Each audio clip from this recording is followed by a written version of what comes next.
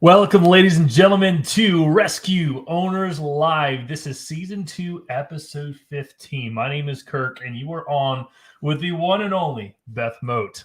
Listen, if this is your first time here with us, congratulations. Put in the chat where you are in this world. We want to know what city, state, country you're listening, tuning in from. And we have a worldwide audience. And so we would love to be able to reach out to you and learn more about your business, how we can help grow your business. And so that is the purpose of Rescue Owners Live, by the way, is we want to help grow your business more effectively, efficiently, and profitably, all while achieving your personal, professional, financial goals. I got one question for you tonight, and that is, are you tired of missing sales? Are you tired of missing sales? That is the topic for tonight. And in full disclosure, this is actually content from Grant Cardone, yours truly, Mr. 10X himself. And I am a Grant Cardone licensee. What that means is I have been trained and licensed to be able to provide content to you on content that Grant Cardone has procured over the past decades of, learning how to sell, how to market. He's a monster marketer. Oh, yeah. Constantly somewhere. Yeah, money falls. His adage is money follows attention, and attention follows money. It's a cycle, all right. And so he does an excellent job of getting attention. And if you look at people out there today, look at Trump. He's getting some attention. Yeah. I mean, look at Obama. He did an excellent job getting attention. Look at, honestly, even just looking at like TikToks. TikTok is a great example. When people put products on TikTok, they blow up. Yeah. If they, market them well on there, but it'll circulate and it'll circulate fast. Mm-hmm. Because if you can do marketing, especially on social media platforms and things like that, if it's interesting, if it's entertaining, if it's informative, people want to share it. And so they send it to someone who sent it to someone else, and then soon it's become viral. But if you do it right, you can have, marketing and also sales directly from that. So it can be extremely beneficial if you know what you're doing. It's an interesting field to get into with like the social media apps. But marketing is definitely senior to sales. But at the same time, what happens if you dump everything into marketing and you don't know how to close, right? Yeah. You need both. You need both. They're kissing cousins, right? I mean, like you got to have both. And so you have marketing senior to sales, which means that you need to get attention to your product or service first and foremost, because if people, that's your problem, my problem, every business owner's number one problem is obscurity. Well, and you might be amazing at selling your product, but if you don't have anybody in the pipeline and you don't know how to get people into the pipeline, then you never have anybody to actually sell to, regardless of how good you are at explaining why they need the product that you are providing. That's right. So there are two basic ways of helping businesses discover missed sales opportunities.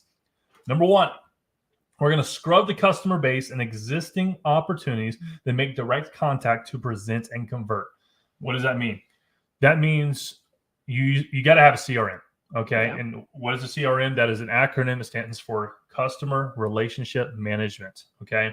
If you do not have one, that is something you need to do today.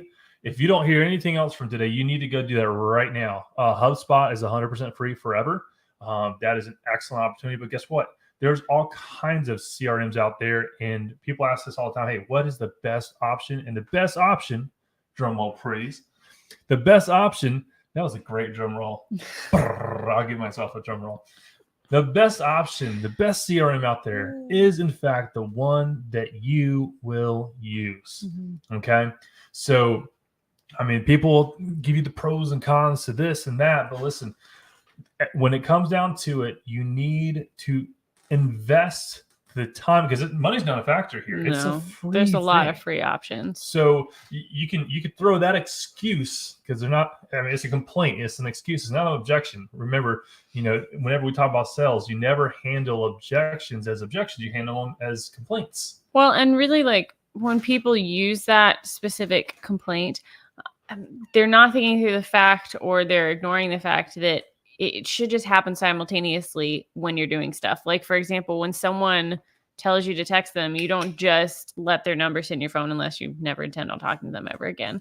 You're going to just throw it in real quick as a contact. When you're talking to someone on the phone that you already have in your CRM, it doesn't take any more time for you to take notes while you're on the call.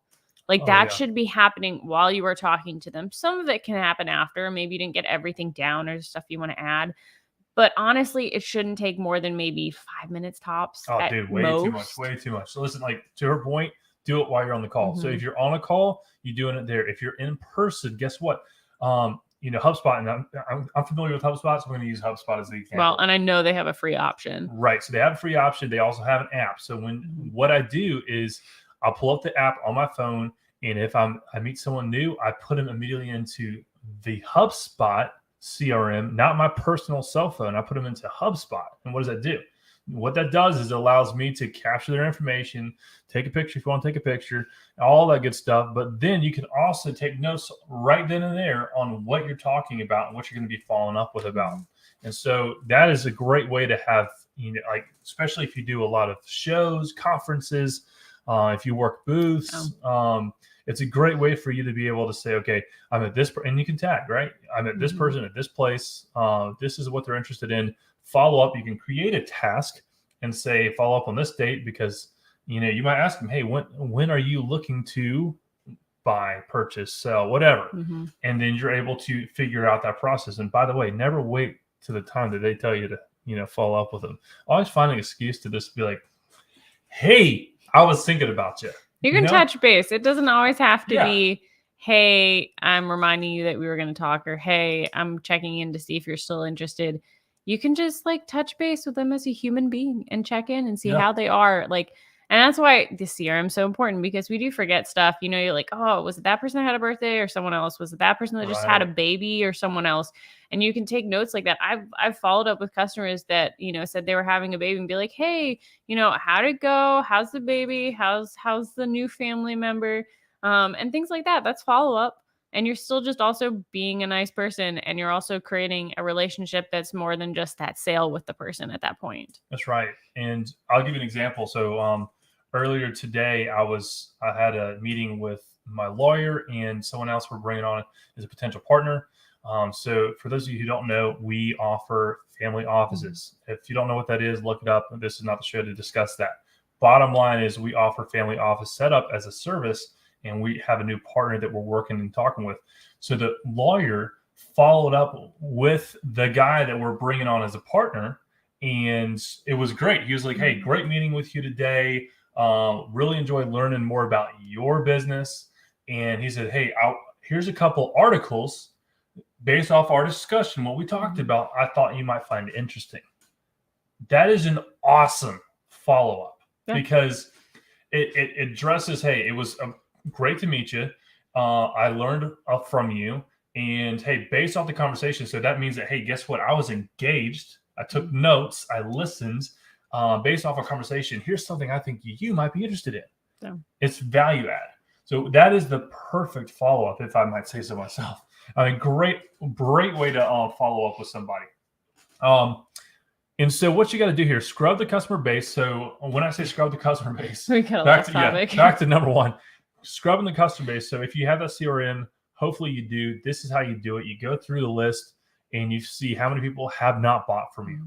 And maybe even people who have, depending on what your product or service is. Honestly, I'd start there. Yeah. If you have someone who bought previously and then for whatever reason stopped, or, say it's a service like landscaping and they just stopped, you don't know, maybe they had to take off for a couple months because of something weird, or they had like someone come in that they wanted to be able to do the job for a couple of months. But maybe they need you again. Yeah. And they're like, oh yeah, you know what? You call them up and you say, hey, do you want me to cut your lawn again? And they're like, yeah, you know what? That would be great. I decided that since my grass wasn't growing over the winter, I didn't really need it. But yeah, that would be perfect for you to start up again. And then that leads into you being able to say, hey, do you know anybody else in your neighborhood that needs it? Asking for that referral. So that's a good one for current customers who haven't bought, customers who haven't bought in a while.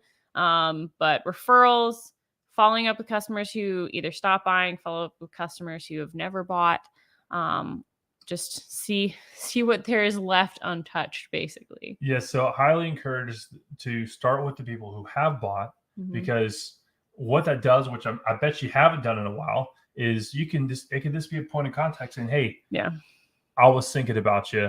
I know you bought from us 1 year, 2 year, 3 year, 5, 10 years ago. I wanted to see how the product is doing for you. And you could even get a testimonial there too. Oh, dude, huge. There's so many ways to swing this call here. But, if you start out by saying, hey, look, I, wanted to check in and see how, you can just if you're a single owner LLC out there, you can designate whatever title you want to give yourself. Hey, I am the customer retention specialist, and like you can just make the call and say, hey, look, I just wanted to, personally reach out to you today and see how that defibrillator is doing, see how that car that I sold you is doing, see how that air purifier, whatever you sell is doing for you. You got any questions? Is there anything I can do to, make this process, your experience better? And you're going to get an answer. And so from there, you might even find out, oh my gosh, you know what? I've loved this so much, but I lost your link. And everyone's been asking me about this. In fact, I have a whole school system that wants air purifiers. And I wanted to thank you for calling me. Okay. There's opportunities out there like that, which we've experienced just by picking up the phone and saying, hey, making that call, seeing how you're doing, how's the product treating you, and you're going to get, someone eventually that's going to be like, hey, listen, I completely forgot about you, but it's been working so great. Someone asked about you the other day, and I couldn't remember for the life of me who you were. So thanks for following up, and then you get to say, hey, who is it? What's their information? Would you be willing to do an email introduction right here, right now? And then you're able to follow up. It's a great opportunity. Get on the phone. Don't be scared of the phones. Reason people I think are scared of the phones is because they don't know what to say. Yeah. And that leads to number 2. Identify how to improve the sales process and customer experience delivered to the customer that possibly alienated the sale. Okay. So these now are people that you could not sell. These are the people that that's the first group of people we're talking about are people you closed, they did business with you, they transacted. The second group of people now are people that this never closed at all. You lost them for whatever reason. Maybe you got they were interested, or you were uninterested to follow up with them. I don't know, but these are the people that you want to follow up with. So identify how to improve the sales process and the customer experience. I mean, literally, we're going through a process with a new company right now. I'm not gonna say who, but we're taking notes. Like, okay, we're literally sitting down taking notes. And you're like, wait, who is this? Oh yeah. So we're taking notes on their processes, or process. I don't even know how you say it. Plural processes. Okay. But what that does is two things. One, if they ever ask us our opinion, we can give it to them, but I highly doubt it. But for us, most importantly, is we get to see, okay, what's frustrating to us when we're on the receiving end of customer service? What do we love? What do we hate? What will we change? Yeah. And those are the things that we're marking down. We're like, oh, if we ever do this, this is what we're going to do. Or when we do this, this is how we're going to do it. Well, even just noting the fact that your clients are always going to have things that they notice that you're probably completely unaware of because you're not on that end of the service. And so how important it is just to follow up on the back end and find a way to say, hey, we're so glad you're happy with the service. Hopefully, they're telling you, oh, this was fabulous. What are the things we could have done better? What could have made it even more exceptional? And try to have created a relationship with them up until that point, depending on how long your sales cycle is, or depending on how long, like maybe there's an installation process or an onboarding process. Making sure that you've made that relationship comfortable for them to be like, you know what? Yeah, actually, so these three things were either a little confusing, or, I wish they would have happened in this order, or if you would have said this instead of this, it would have made this so much more clear. I finally figured it out, like 2 more meetings in, but if you would have said it this way, I could have understood it better from the first meeting. So just making sure that you utilize that opportunity to learn from your clients, even when they're happy, because just because I'm happy with the results that I got doesn't mean there aren't things that I felt like could have been improved. And again, sometimes there are things that take with a grain of salt. Sometimes people are just picky about weird things that really don't matter in the grand scheme of things to everyone else. But sometimes there can be really good things that you can alter to be able to improve that customer experience overall. That's a great point, because so often I think that when people get that 5-star review, they're like, oh, we did it perfectly. Yeah. And that's not the case. Yeah. There's normally at least one or more things that could have been improved, because I know, like for me, for example, you go in and they're like, oh, how was your experience? Maybe the experience at that specific time, like say I go into a restaurant, maybe that specific experience was great. And so the way they ask, I'm rating it on that specific experience. But every other time I've had a problem with getting the right drink, or, having something added on my sandwich that I didn't want.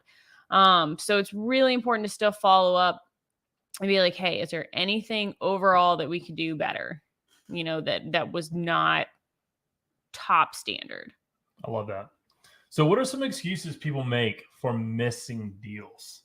I mean, so many. Hey, I would love to hear some commentary in the comment section. Feel free to drop an excuse. I'll give you a few examples. Number one, my people are lazy. My people, like my workers, my team. Yeah, so I guess this is coming from the sales lead, like maybe the sales director. Yeah. So when I, as the business owner, come to my sales director and say, hey, why are we missing deals? Number one reason, they're saying, oh, my people are lazy. Okay.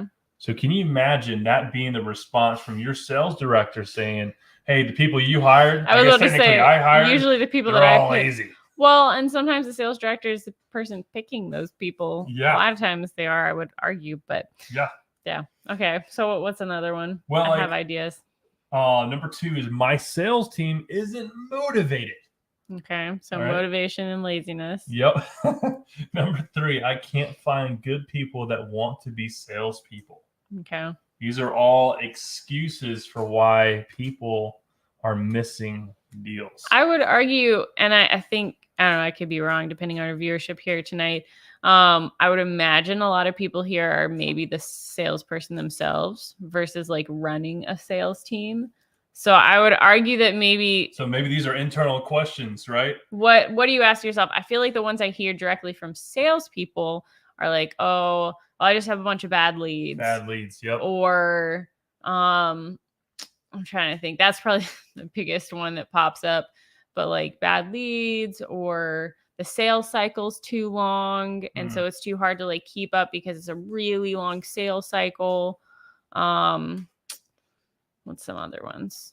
So I guess one point I do want to bring up here is all these things that I just mentioned. My people are lazy. My sales team isn't motivated. I can't find good people that want to be salespeople. These are all like things that you're telling yourself. And guess what? Yeah. What you think is what you say. What you say is what you do becomes your legacy. And guess what? Here's what's happening. You got sales directors. And I mean, first of all, we should all take full responsibility for our actions as well as the actions of our business. So if you're a business owner on the call listening tonight, doesn't matter if technically someone else did it. Guess what? Is it under the umbrella of your business name? Guess what? That means that you have to take full responsibility as a business owner for all actions that took place. Now, doesn't mean that you're going to be prosecuted for some illegal action that an employee did, but it does mean that when people hear that, oh, so-and-so from Amazon, guess what? That's literally what people are thinking, like, oh, an Amazon employee did such and such, or a SpaceX employee did this, right? It's the same thing. Oh, a rescue site employee, ... Fill in the blank. We had another good reason. The manufacturer has too long of a lead time. That is a very hot one right now. That is a very good point. Wow. I would argue that most supply chains, most companies are dealing with that, whether it's anywhere, honestly, from food to technology, across the board. That's a pretty large issue that people are experiencing. And every single industry is getting hit by that at some capacity. Yeah. Jason, great point, man. Yeah, whether it's not having the stuff to make it or just not having the product itself. Yeah, it's tough when, I mean, we're experiencing a lot of that ourselves with our platform. So for those of you who don't know, we've created a platform that allows CPR instructors, or even really anyone, but targeting CPR instructors to blind drop ship AEDs on their behalf to their clients. And so we're getting hit with supply chain issues ourselves.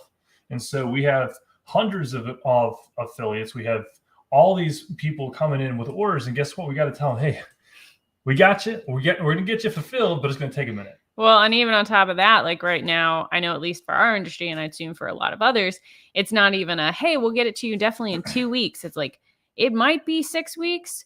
It might be 3 months. I'm really not sure. So finding a way to keep the client from getting frustrated, and obviously everyone's dealing with this, so there's a little bit more understanding, but even honestly, just keeping the client from going, hey, just give me a refund. I'll just not get one, because you have such a long time from the point that the client says yes to a sale and pays to the time the product arrives, that it's plenty of time for them to start going, well, do I really need this? Do I really want this? Can I use something else? Which can become a problem. Yeah. So here, let's do a little activity. All right. I like activities. So I want you to answer these questions. If you're taking notes, I usually take notes. Write out the responses for you, your department, or your company, whatever applies to you. Question number 1 is this: are you missing sales? Are you missing sales? And honestly, everyone should probably answer yes. I was about to say, even if you're a top salesperson, I don't know that you've never had someone say no. So my answer is yes, for sure, on number 1. Number 2 is the economy improving in your area? Good question to ask. Is the economy improving in your area? So is that your industry? Yeah. Maybe it could be geographically. Maybe it could be your specific industry. Well, it can even be, depending on so many people are working remotely, it could be just your region in general that you're working. Yeah. You might not be located exactly where your clientele is. Number 3, can you or your people learn one new thing that may result in one extra sale? Like new training. Training. I mean, just think about, hey, is there any sort of like gap? Okay. I mean, like a knowledge gap that you need to it fill. could be a knowledge gap. It could be Okay. product knowledge. It could be sales knowledge. It could be closing. Like, is there any one thing that if you did it, then you could get at least one sale a month? More? Well, and that's a good question too, because then it sort of opens you up to asking what is lacking in your sales process. It helps you to actually look over the sales process and go, okay, so of the things that I'm doing here, what is a tripping point that's cost me one or more sales, especially something that you can see consistently coming up, whether that be that a client says, oh, well, this was the reason why, or you just know that was the thing that caught the sale. Yeah, 100%. Number 4. Do you want to make extra sales? I mean, that's pretty obvious, right? I know people that would say no to that. So it's a good question. It's a good question. There are people that are doing well enough that they truly just they're good where they are. They don't want to do more. So it's a good question. Isn't that interesting though? Like, I mean, I now that you mention it, yeah. I remember why the question's in there because we had a conversation with a real estate agent. Man, he's killing it. He's crushing it, and he kind of hits a plateau, or I guess the top of the bell curve. Well, just because he's just working by himself. Yeah, I mean, there's only so many hours in the day, and that definitely is a hour service. Like you have to show houses, you got to talk to clients. So there's only so many houses that one person can sell. And so he got to the point where he's like, man, I'm only hitting this much. And I asked him, I was like, do you want to grow bigger than that? He goes, no, I don't. He goes, I'm comfortable. And that was the word he said, I'm comfortable. And so, I could be a whole nother sermon right there about comfort. I was going to say, I'm not going to comment because I feel like that'll take us on a long tangent.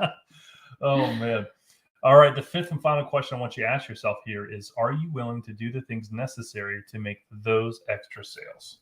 And this is going to be a question you got to answer yourself. No one can answer it for you. It's something that you got to, do a little soul searching in some cases. Am I willing to do what it takes to make it happen? And that can apply to so many areas of your life. I mean, we're talking physical, professional, personal, financial, all the O's. And a lot of that, I'll sort of tie it back into something you were saying a minute ago that I wanted to extrapolate on. Great word. Love it. So you were mentioning about mindset, and specifically with a sales team leader, but this applies to the salesperson themselves as well. Of those things that you allow yourself to say, that inner voice that are holding you back. And there's a question of, am I willing to work on that? Am I willing to take the step to change that? Because all those things that you're thinking affect how you present yourself, and how you present yourself affects your confidence and your close rate. Just, there's so much that could be said about that. So I'm going to try to not go too much on a rabbit trail. But basically, the idea that everything I'm internally telling myself gets funneled and categorized and affects then how I act. And so if I'm constantly saying, I get horrible leads and I'm a horrible salesperson and I'm just never going to do well. Well, most likely that's going to stay true. Probably nothing will change in that instance. Whereas if I'm telling myself, hey, I am a growing salesperson. I am going to get better today. I'm going to learn something from all these calls, and I'm going to have more wins than losses. Because at the end of the day, like, if there's anybody here that's a baseball fan, the people who are amazing players aren't batting 100. They're 1,000, whatever. I'm not a baseball fan. I just know I've heard a lot. Great example, though. I mean, I was tracking with you. I really was. I was doing great until that line. But they're people who consistently are having more wins than losses, more hits than misses, more runs than not. And that is what makes them an amazing player. Not because they're winning every single time they step up to the plate. That does not happen. I have watched enough to know that. Just because they're a great player doesn't mean they're going to hit it out of the park every time. But they're doing it consistently a lot more than the people who never become great players. Are we? What did we get? We got okay. fuzzy. There it is. Thank you, Malcolm. Thank you, Malcolm. Appreciate you, brother. Kirk noticed it. But I'm just over here chatting. Yes. So internal dialogue, super important. Make sure you're saying, you don't have to say, oh, I'm the best salesperson on the team. If you're not, that's, we're not getting outrageous here, but we're saying, hey, I'm going to get better today. I'm going to become the best salesperson on the team, or I'm going to have, more amazing calls today than I did yesterday, and start saying positive thought trains versus the negative ones that are just reinforcing where you already are. Yeah, I love that. Hey, listen, if you are learning something tonight and you're not batting 1,000 or 100, hit that share button. Hit that share button, because I guarantee you someone in your network needs to hear what we're talking about here tonight. I guarantee they're tired of missing sales, and you can help them out by exposing your network to this show, Rescue Owners Live, where we teach you how to grow your business more effectively, efficiently, and profitably, all while achieving your personal, professional, financial goals. And so what I love here is we got a quote for you by Jack Welch. This is an ex-CEO of GE, General Electric. Never enter a space unless you dominate. I love that. I absolutely love that. So yes, there is a process of learning and growing and getting better, but guess what? That mindset of domination, like I've heard it say, like, don't compete, dominate. Like that was like my basketball coach's like mantra. It was like, hey, listen, we don't compete. We're so much better than our opponent that we're going to dominate them. And we did. And so like, that is something that, I would highly encourage you to take that mind. If you've ever played sports, whether it was in elementary school, maybe not in elementary school, high school, I would say middle school or high school. That's a competitive enough for you to get a taste. And especially in college, if you played in college, you definitely understand domination and the need for that. But that mindset right there, carry that over to business. Carry that over to your sales job. Carry that over to your life and your wife, right? Not in a weird way, right? Dominating a relationship in a good way. And it's just like everyone's on the same page. Everyone's aligned with the goal that you're pursuing. And so never enter a space unless you dominate. And just being aware of the fact that, because I think a lot of people get lost in that. They're like, oh man, well, I'm the worst, so how can I dominate? You need to get just a little bit better every day. And that's where that mindset comes in. And that's where constantly working and improving and finding that one new thing that you can do to make that one extra sale, those things add up. And if you're consistent with those, that's how you get to domination. People don't just wake up and, dominate an area, whether it's fitness or sales or whatever it is. It just doesn't happen like that. It's that person that was the overnight success because every single day when no one was paying attention, when no one knew their name, when no one was watching them, they were working and they were doing the same thing over and over and over until instead of being horrible at it, they perfected it.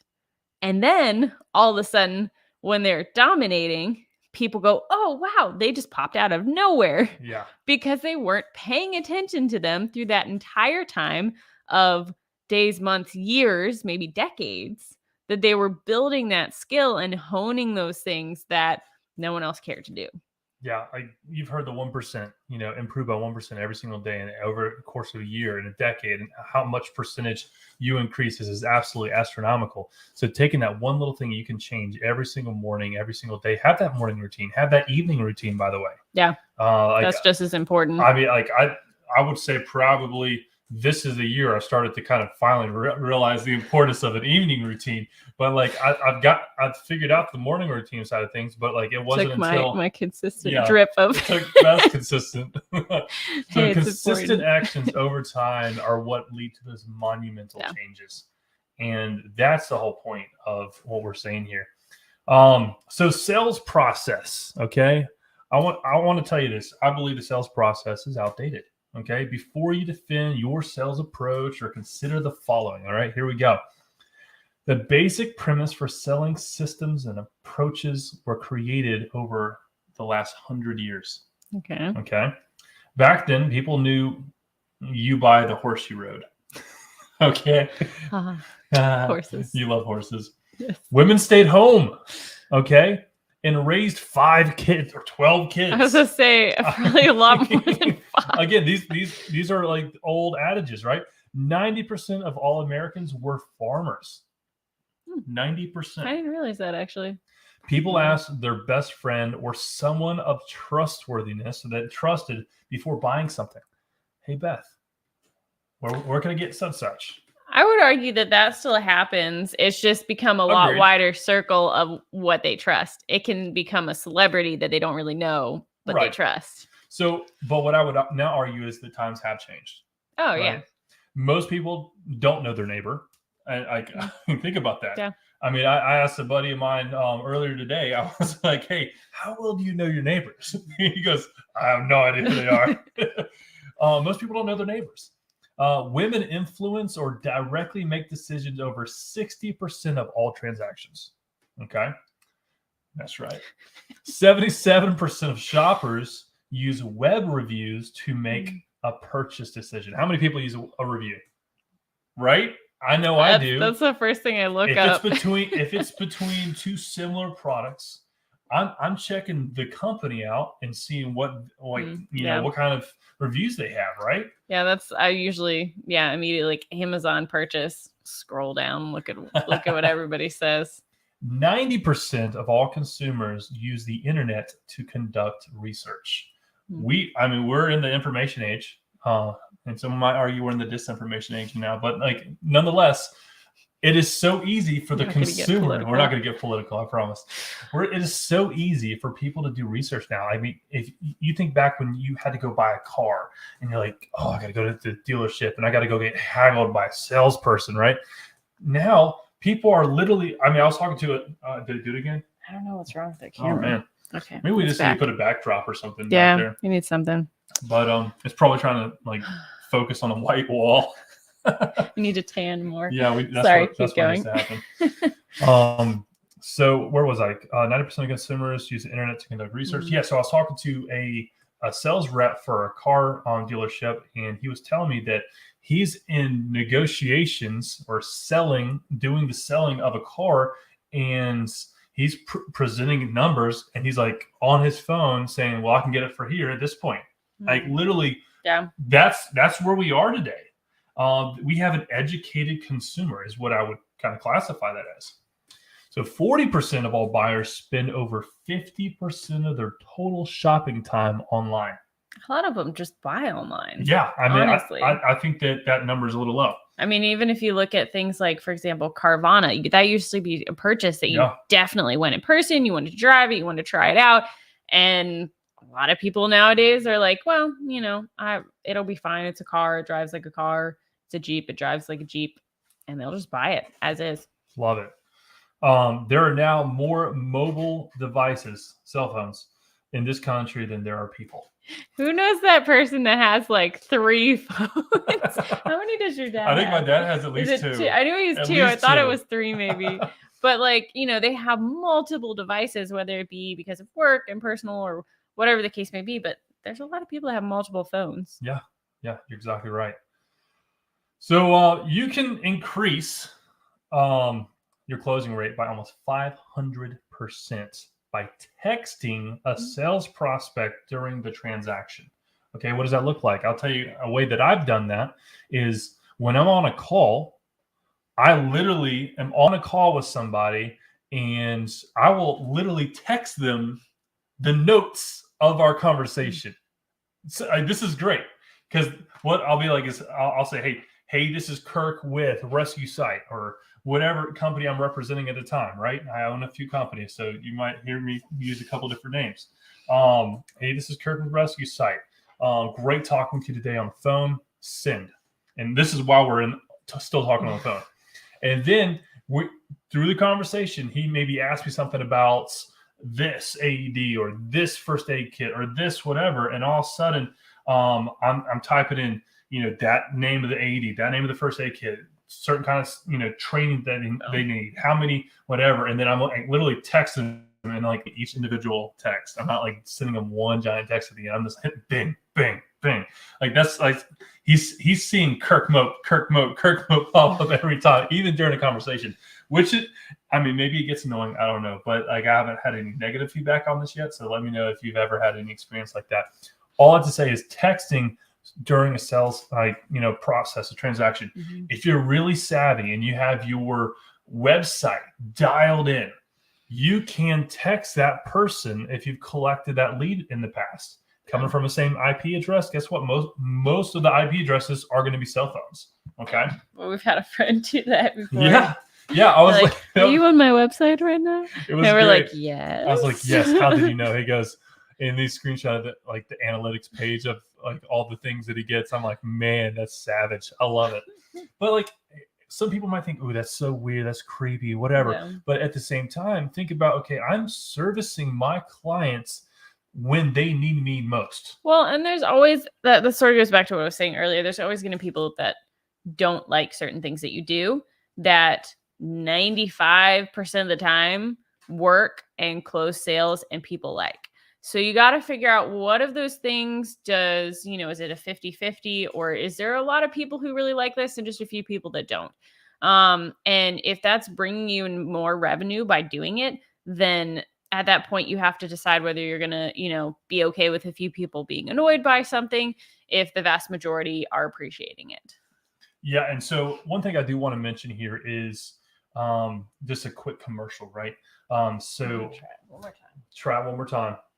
Boom. I think it's every time I like move back too far. I don't know. Are you messing the That's camera? me. I take full responsibility. So see, there's a great example. Take full responsibility of the failure, right? So here's the thing I want to mention to you today is we put on sales execution workshops. And what that looks like is we come to you, your business, and your employees, whether it's the sales team or whatnot, and we walk you through how to create a proper sales process. We talk about the greeting. We talk about fact-finding questions and how to set that up. We talk about your demo, your closing, your follow-up, like literally a full year of follow-up campaign that we literally hand you as a, roadmap. Inbound sales call scripts, outbound sales call scripts. I mean, literally encompass all of this. If this is something that you think your business might benefit from, give us a call, shoot us an email. You want to put support at rescuesiteservices.com. So our email is support@rescuesiteservices.com. Feel free to reach out to us. Someone from our team will get back to you and we'll be able to, handle whatever kind of questions that you might have about the sales execution workshop. And I guarantee you will learn something and increase your sales by at least one. I promise. And that's my full money back guarantee. If you don't increase sales, then we're going to give you your money back because we obviously didn't do our job. And that's our guarantee. We want to make sure that if you believe that we did an excellent job presenting, now it's only up to you to execute. Yeah, that's why it's called an execution workshop. This isn't this like we're going to come in and we're going to talk. No, we're going to come in and we're going to do. We're going to execute. We're going to ask questions. We're going to do the actual workshop, okay? Of creating the materials that you'll then use versus saying this is how you'll make them. Yeah, we actually do it. A lot of times people give you the what. Oh, here's all the things that you need, and then they'll never show you the how. Well, or they do show you the how, but then they say, oh, we're going to do all of this when you're done. Like, here's the workbook. I'm going to show you how to do it. But then by the time that you're done, either you get right back in the swing of things, you don't have time, or you go and you look at it and you're like, oh, wait, it made sense when they first said it, but I have questions now. Right. Whereas when you're doing it in a workshop, like this is set up, we're telling you how to do it. And then we're setting aside and saying, okay, here's 15 minutes, work on formatting this for your business, for your position, for your sales job. And then you're actually working on it while we're there with you so that when you start working on it, you're halfway through and you're like, wait, that doesn't make sense. I don't understand this anymore. Or you have a question about what's going to be a better way of wording something, you can in that moment ask so that by the time that 15 minutes, 20 minutes, 30 minutes, whatever the case is up, then you can walk away with a finished product that you can take and use the next day. So I want to bring it back to the problems with the sales process. Here's another major problem, and that is 7 out of 10 times the sales organization will not even present a proposal. Yeah, that's huge. No proposal, Huge. no sale.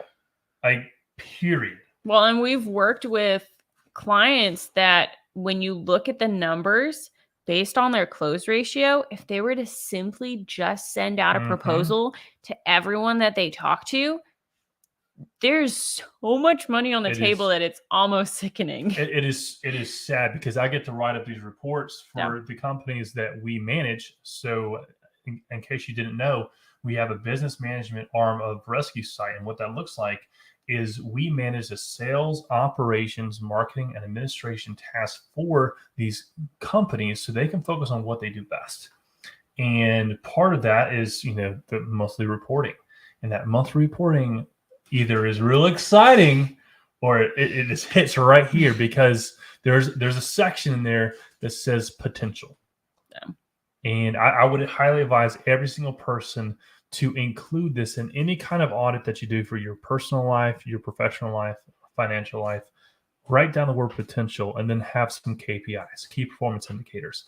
What that's going to tell you is if I performed optimally, if I did this, you did this close rate. So if I sent, this many more people a proposal at that closing rate, which is your actual closing rate, this is the number you would have had at the end of the month if only you had ... So that potential is sobering so often. Well, and really that ties back into that question you had on that list of questions to ask yourself of what's one thing I can do to get one more sale?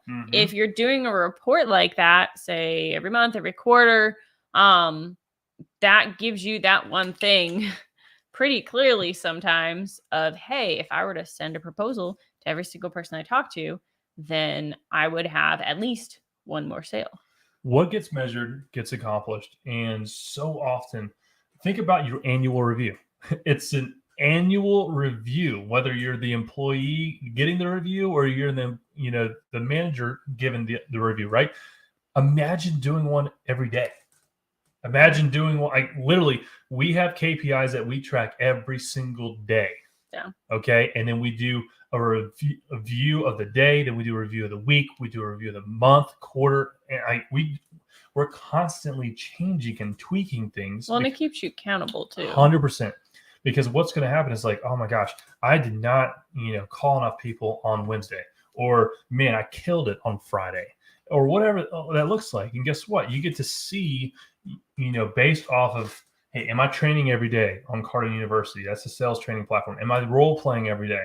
Oh my gosh, I'm slacking a little bit on that. Am I doing this? And guess what?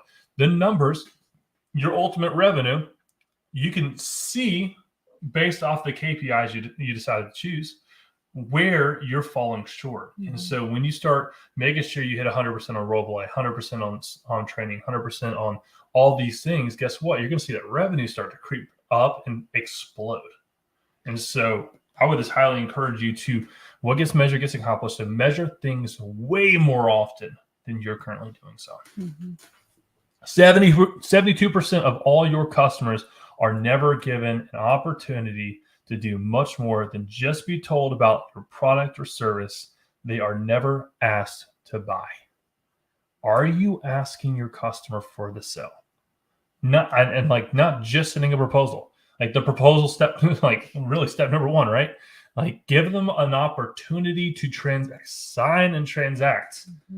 But once you send the proposal, you got to ask for it. It's not just automatic. It's not they're just going to see it pop up and automatically sign it. Call them up. Guess what? We have analytics on a proposal that says, hey, John just opened your proposal. Guess what I'm doing when I see that? Hey, John, this is Kirk from Rescue Site. The reason for the call is I understand that you're interested in whatever that proposal is proposing, right? And he's like, you know what, Kirk, I was just looking at this. I'm like, that's awesome. What questions can I answer for you? What can I get you information on? Because guess what? That is the biggest thing holding them back. Is the only reason they haven't bought yet is because it hasn't been properly communicated that value exceeds price. And so that information is what I, as a salesperson, needs to provide to my prospect that, hey, the value that you're going to get, this information so outweighs what you're paying for it. And it's important to be very aware of the power of your words and how you ask questions. So an example in a slightly different realm would be when people ask for referrals, but they don't really ask for a referral. They're like, hey, if you know anyone that needs what I'm doing, just send them my way. That'd be awesome. And I'm not saying there's not a time and place to say that, but if you're specifically asking for a referral, it should look more like, hey, is there any other person that you know of that would specifically be able to use this product right now? Yes. Awesome. What's their name and number? Yeah. And get their information. If you're like going door to door, do you know any other specific neighbors in your neighborhood that could use this? Oh, you know what? Yeah, Becky down the street, 2 doors. Awesome. Becky, what's her last name? Like, get their information, figure out how to contact them, and then actually go forward with that. Same thing with the sale. Have you really asked if they want to buy?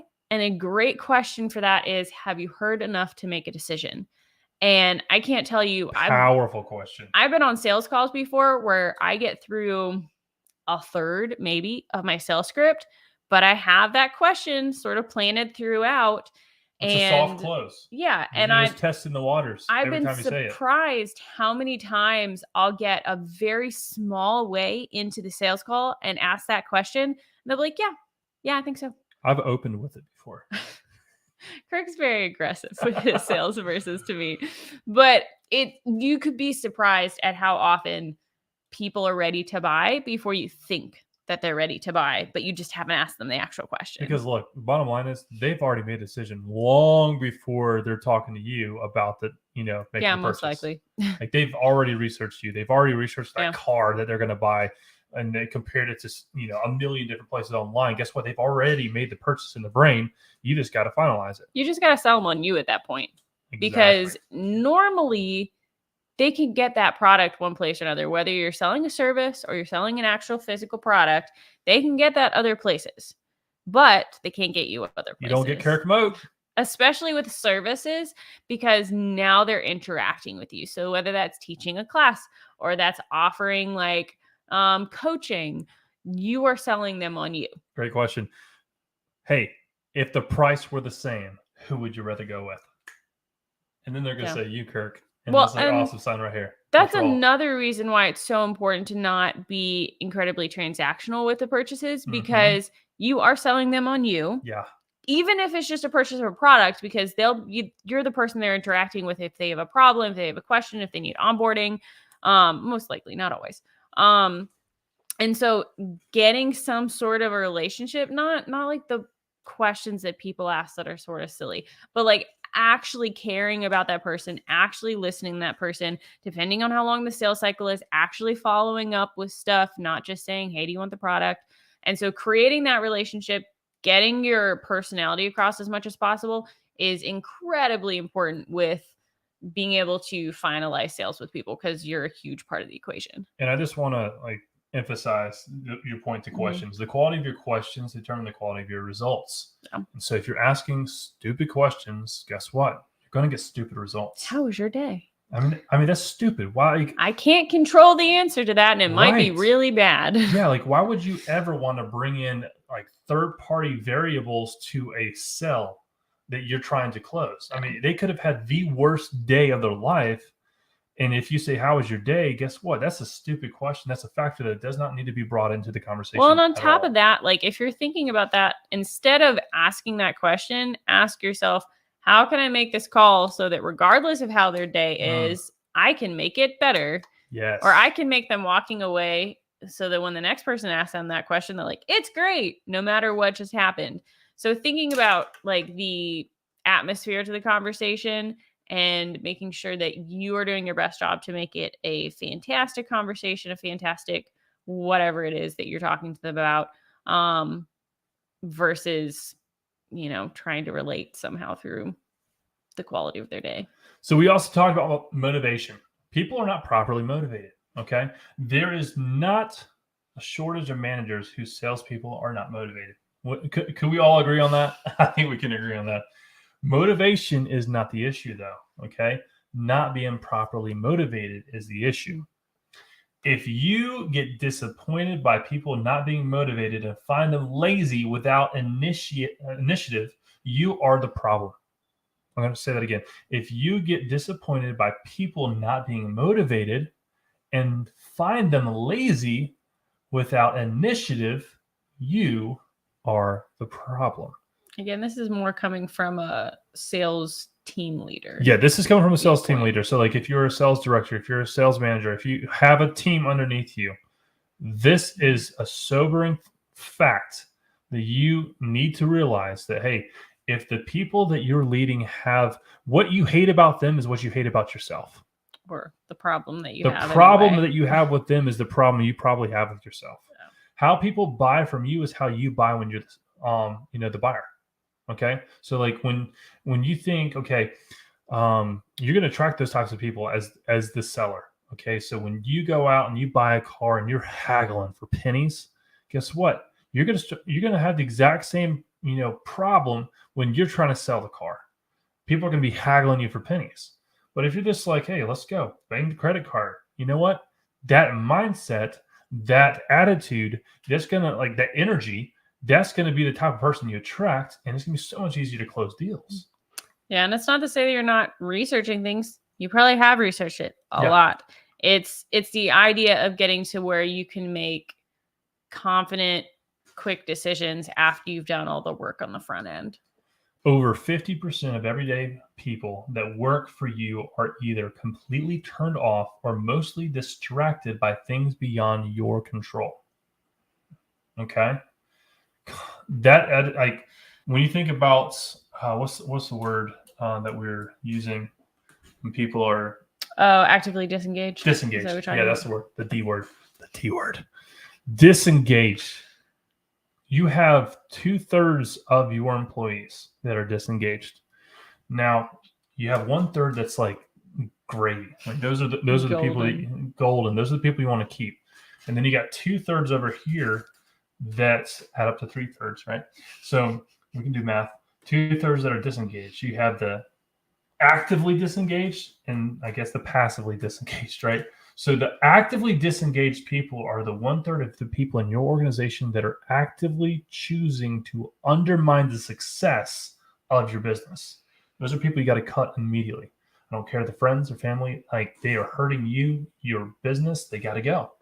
And so 50% of everyday people that work for you are either completely turned off or mostly distracted by things beyond your control. This lumps into the disengagement. Okay.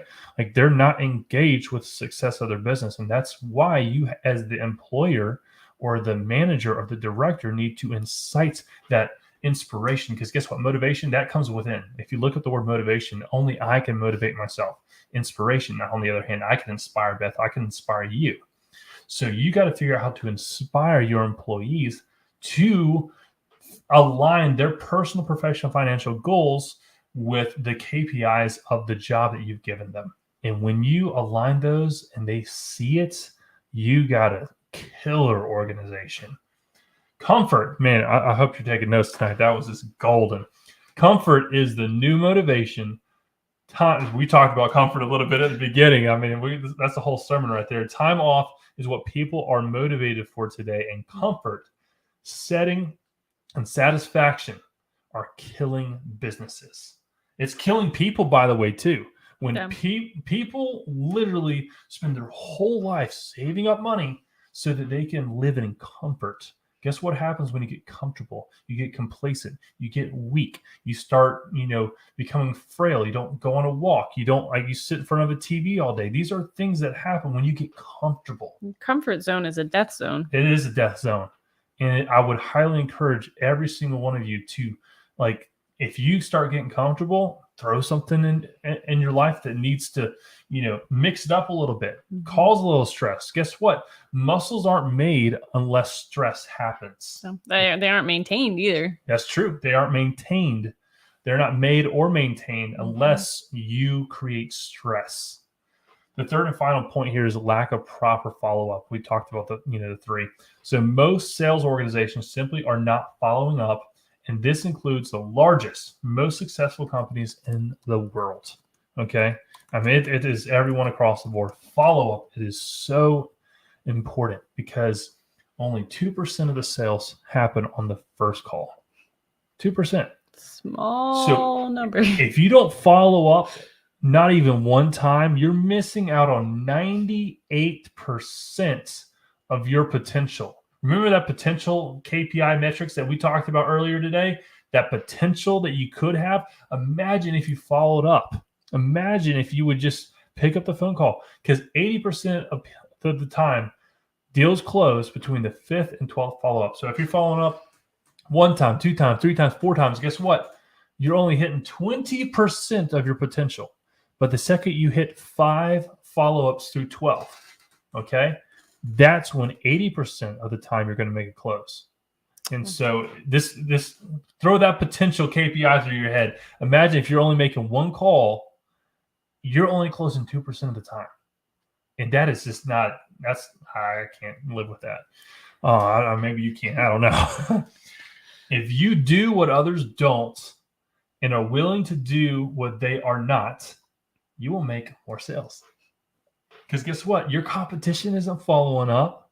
Imagine if you started following up. Mm-hmm. It is absolutely amazing.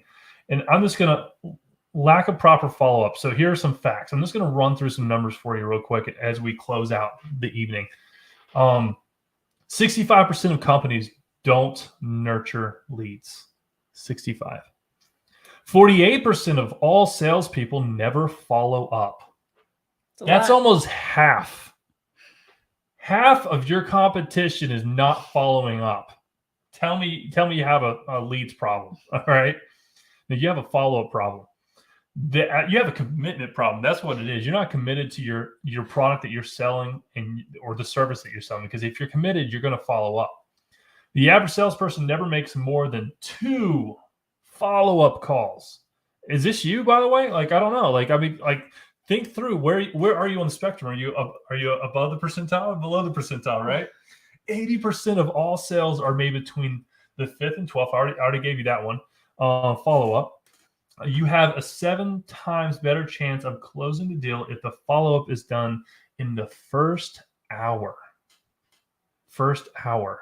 This is why timing is so important. When people reach out to me, I don't care if I don't have time to make the phone call. Like sometimes I'm on the phone a lot, like Beth knows, and so like I literally have a preset thing on my phone that says on the other line, can you text or whatever? Or how can I help you? Whatever, right? And because I want to immediately get back to them, even if I'm in the middle of another phone call.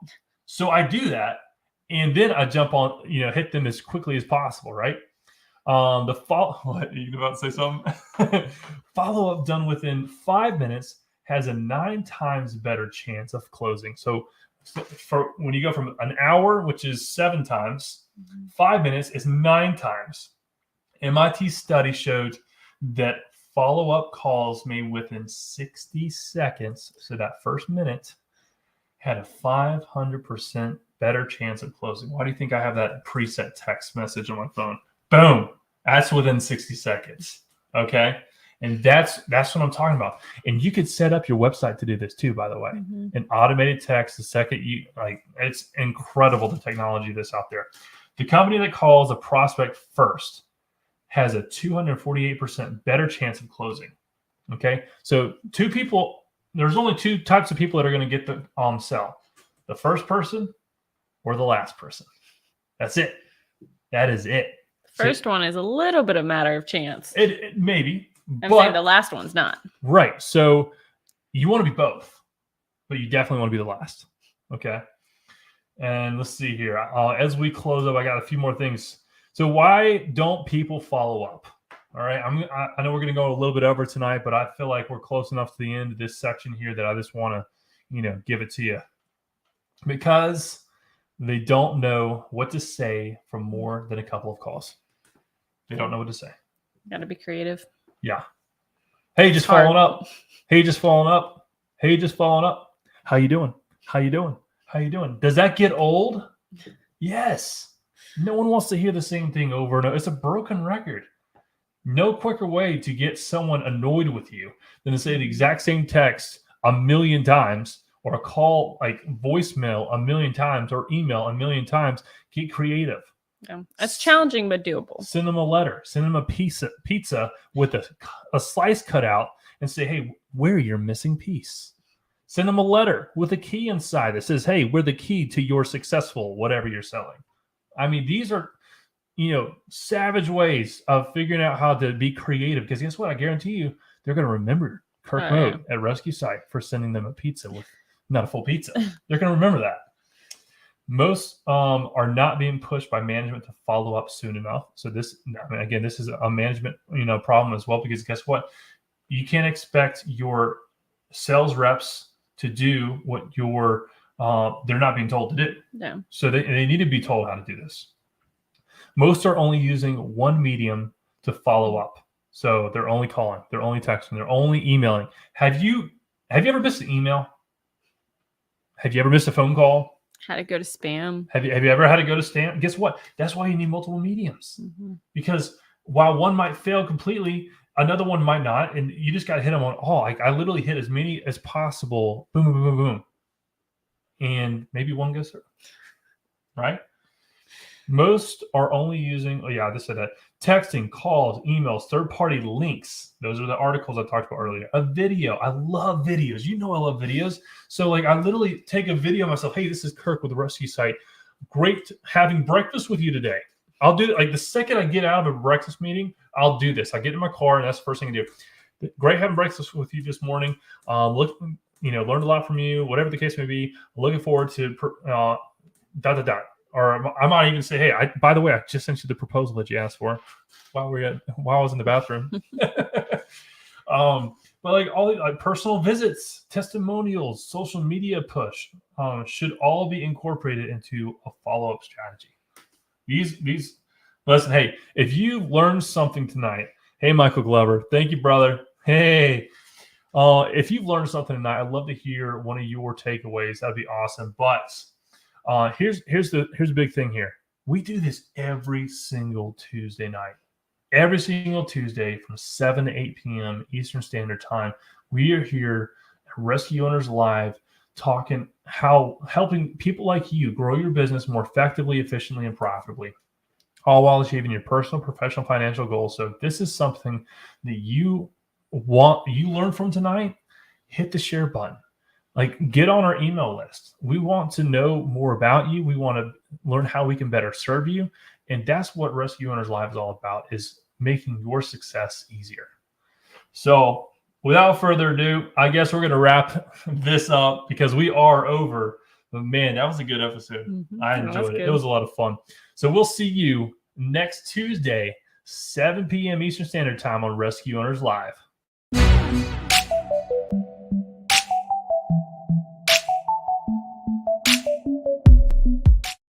As a CPR instructor, you probably get asked how and where to buy equipment like defibrillators and first aid kits. Up to now, you've probably either shrugged off the question or told them to Google it. Don't miss opportunities like that. Instead, be the one to not only provide the knowledge of how to save a life, but also the resources to be ready to rescue. It's time to become a Rescue Site affiliate, and it's incredibly easy to do. Introducing the Rescue Site Affiliate Program, the only customizable platform with every FDA-approved defibrillator on the market, first aid equipment, and so much more. Now with the Rescue Site Affiliate Program, you can recommend products and earn commissions without having to purchase, warehouse, or ship products. When you become a Rescue Site affiliate today, you are automatically approved and will receive a customizable link to your store with your name on it. You earn commissions from all qualifying purchases through the traffic you drive to your new store.